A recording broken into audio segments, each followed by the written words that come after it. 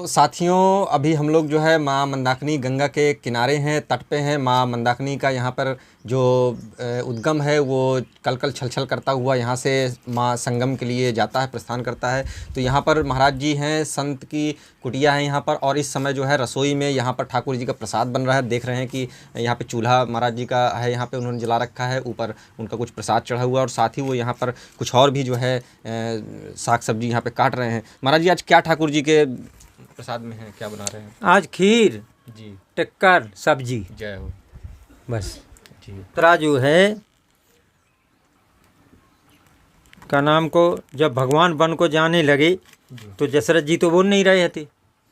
तो दशरथ जी जब नहीं बोले तो भगवान बोले कैकेयी से कि माँ हमको क्या आज्ञा है तुम्हारी। कि तुम्हें ये आज्ञा है बेटा कि माँ कभी ये नहीं सोचती है कि बेटा बिगड़ जाए, बेटा बन जाए। भगवान समझ गए कि बन जाए। तो बोली माँ कितने दिनों को बन जाए, कैसा बन जाए।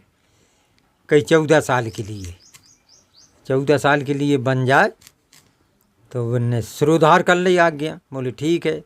अब इधर माँ हमारी जगत जननी सीता ने सुनी कि ये बन जा रहे हैं, तो वो बेचारी भागी सीधी अपने सास के पास कौशल्या के। उन्होंने चरण छुए, बोले माँ एक प्रश्न है। कहा प्रश्न है बेटी? कई प्रश्न ये है कि इस वृक्ष की छाया इस वृक्ष से अलग हो सकती है? बोले नहीं बेटी, नहीं हो सकती है। तो आज्ञा दीजिए, वो बन जा रहा है, हम भी बन जाए। तो उन्होंने आज्ञा दे दी। इसके बाद में का नाम को लक्ष्मण जी पे पता लगा कि ये बन जा रहे हैं। तो लक्ष्मण जी जो है का नाम को भगवान से बोले हम भी चलेंगे। तो भगवान बोले माँ से आज्ञा ले आओ। बोले आज्ञा क्या ले आए हम? तो आपको तो नेग में दे दे, होली में दे दे, तो अब आप आज्ञा लेने की क्या ज़रूरत, हम तो आपके हो गए। बोले नहीं, माँ संसार में सबसे बड़ी होती है, वो होली में ले जाए तो नहीं तुम्हें। तो वे गए। तो उन्होंने पैर छुए, बोले माँ आज्ञा दे दो, भैया बन जा रहे, हम भी जाएंगे। बोले ठीक है। तो एक काम करो, कही का कि पुत्रवती युवती जग सोई, रघुपत भगत जात सुत होई।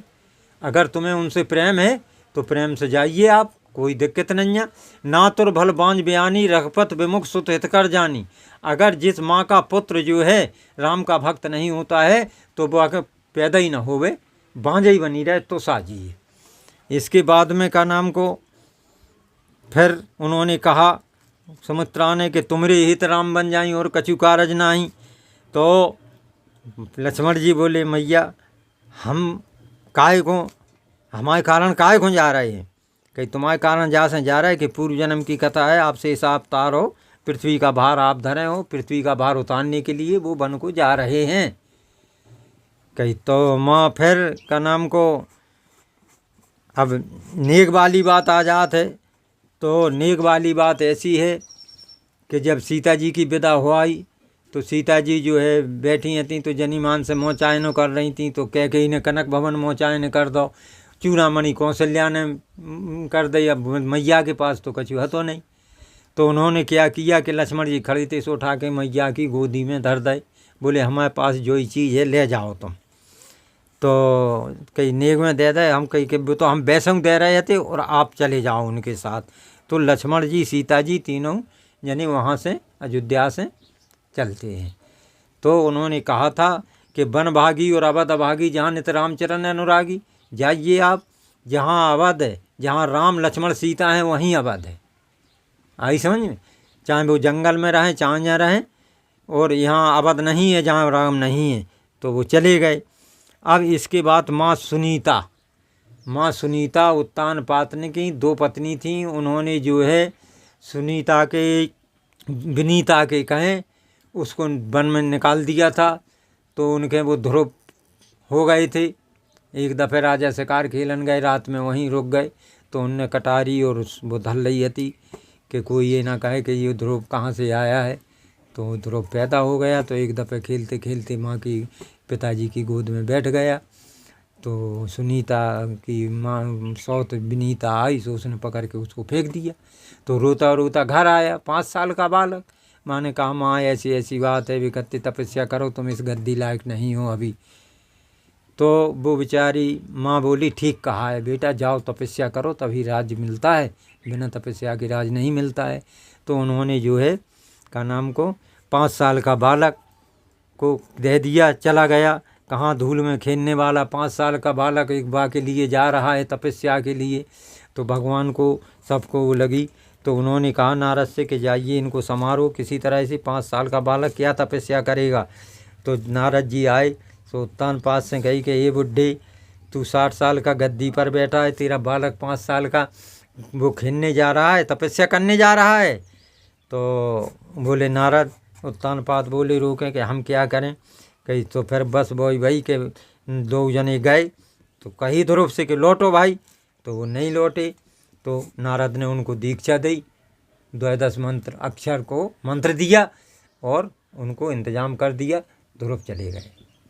माँ मदालसा जो है उसके 7 पुत्र थे, तो उसे एक शुरुआत से जेठे पुत्र से उसने सबको बैराग दे दिया। अब एक 7वां पुत्र बचा।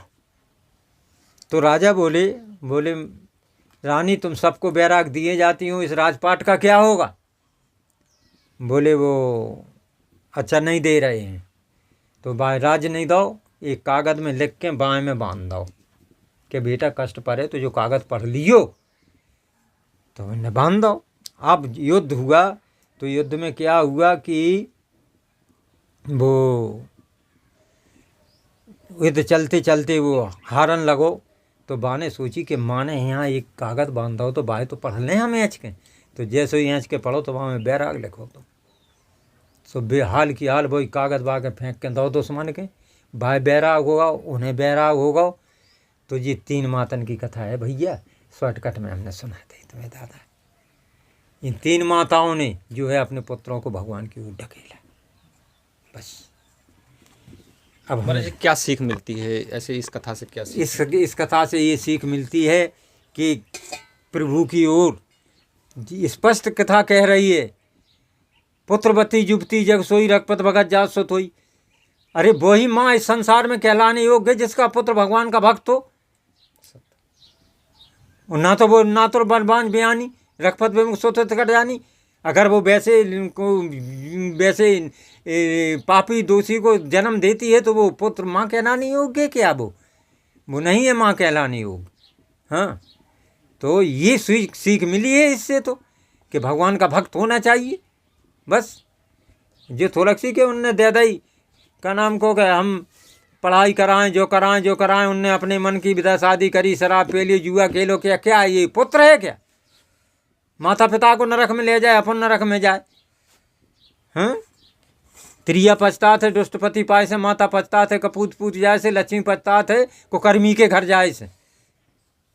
आई समझ में। तो दास भैया हमने 3 माता की तुम्हें शॉर्टकट में कथा सुना दी। अब जो हर काउ से बूझियो के जहाँ से कहा परिणाम पूर्व प्रमाण तो हमने सरकार बताई दो, तासे अब हमें नेक करशु कर लें दे। महाराज जी एक जो है चलते एक अंतिम सवाल ये करेंगे कि महाराज जी कुछ ऐसा बता दीजिए थोड़ा सा कि जीव चराचर इंसान दुख तकलीफ आकाश पाताल सबके उन्हें कुछ कल्याण हो जाए, कुछ ऐसा कुछ बाद में बताओ तो हमने जी आई समझ।